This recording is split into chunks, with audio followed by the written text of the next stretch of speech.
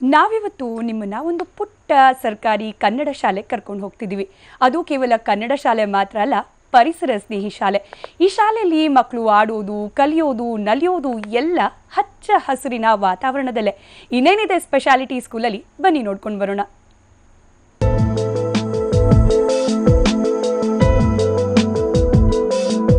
ಹಚ್ಚ ಹಸಿರಿನಿಂದ ಕಂಗೊಳಿಸ್ತಾ ಇರೋ ಶಾಲಾ ಮೈದಾನ, ಗಿಡ ಮರಗಳ ಮಧ್ಯೆ ಓಡಾಡ್ತಾ ಇರೋ ವಿದ್ಯಾರ್ಥಿಗಳಿಗೆ ಔಷಧಿ ಸಸ್ಯಗಳ ಬಗ್ಗೆ ಮಾಹಿತಿ ನೀಡ್ತಾ ಇರೋ ಶಿಕ್ಷಕರು.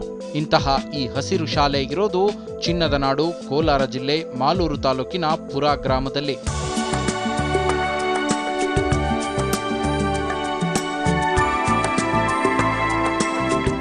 ಎಸ್, ಹಸಿರು ಶಾಲೆ ಎಂದೇ ಖ್ಯಾತಿ ಗಳಿಸಿರೋ ಈ ಪುರ ಗ್ರಾಮದ ಸರ್ಕಾರಿ ಶಾಲೆಯಲ್ಲಿ ಒಟ್ಟು 62 ವಿದ್ಯಾರ್ಥಿಗಳಿದ್ದಾರೆ.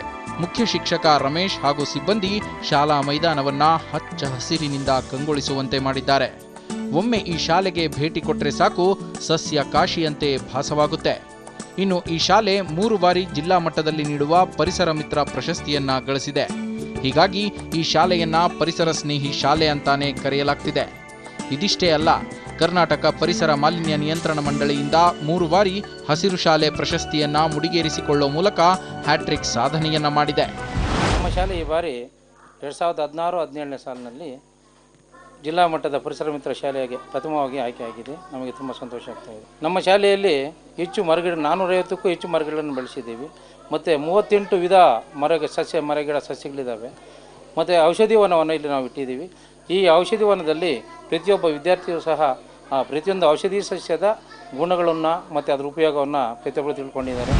ಇನ್ನು ಶಾಲಾ ಆವರಣದಲ್ಲಿ ಮಾವು, ಪಪ್ಪಾಯ, ನೇರಳೆ, ಗಸಗಸೆ, ನುಗ್ಗೆ ಸೇರಿದಂತೆ ನಾನಾ ಬಗೆಯ ಹೂವು, ಹಣ್ಣು, ತರಕಾರಿ ಗಿಡಗಳನ್ನು ಬೆಳೆಸಲಾಗಿದೆ. ಇದರ ಜೊತೆಗೆ ದೊಡ್ಡ ಪತ್ರೆ, ಮೆಳೆಕಾಳು, ಲೋಳೆ ರಸ, ಶುಂಠಿ ಸೇರಿದಂತೆ ಔಷಧೀಯ ಸಸ್ಯಗಳು ಕೂಡ ಇಲ್ಲಿವೆ.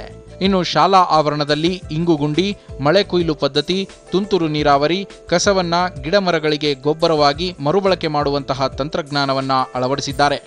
ಇದರಿಂದ ಬಿರು ಬೇಸಿಗೆಯಲ್ಲಿಯೂ ಈ ಶಾಲೆ ತಂಪಾಗಿದೆ.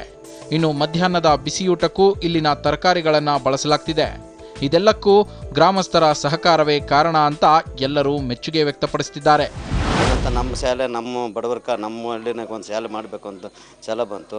ಇಷ್ಟು ಕಷ್ಟ ಬಿಟ್ಟು ಇದಕ್ಕೆಲ್ಲ ನಾವು ಇಷ್ಟು ಕೆಲಸ ಮಾಡಬೇಕಾದ್ರೆ ಮಾರ್ಗದರ್ಶಿಗಳಂದರೆ ನಮ್ಮ ಮಾಸ್ಟ್ರು. ನಮ್ಮ ಹಳ್ಳಿನಲ್ಲಿ ಸ್ಕೂಲ್ ಬಗ್ಗೆ ಬಹಳ ಕಾಳಜಿ ಐತೆ.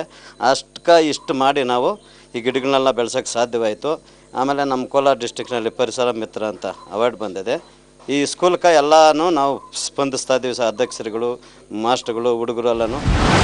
ಒಟ್ಟಾರೆ ಪ್ರಕೃತಿ ಸೌಂದರ್ಯದಿಂದ ಕಂಗೊಳಿಸ್ತಾ ಇರೋ ಈ ಶಾಲೆ ಇತರೆ ಖಾಸಗಿ ಹಾಗೂ ಸರ್ಕಾರಿ ಶಾಲೆಗಳಿಗೆ ಮಾದರಿಯಾಗಿದೆ. ಪ್ರತಿಯೊಂದು ಸರ್ಕಾರಿ ಶಾಲೆಗಳು ಕೂಡ ಹೀಗೆ ಮಾದರಿ ಶಾಲೆಗಳಾಗಿದ್ದೇ ಆದಲ್ಲಿ ರಾಜ್ಯದ ಸರ್ಕಾರಿ ಶಾಲೆಗಳು ಮುಚ್ಚುವ ಪರಿಸ್ಥಿತಿ ಬರೋದಿಲ್ಲ. ರಾಜೇಂದ್ರ ಸಿಂಹ, TV9, ಕೋಲಾರ.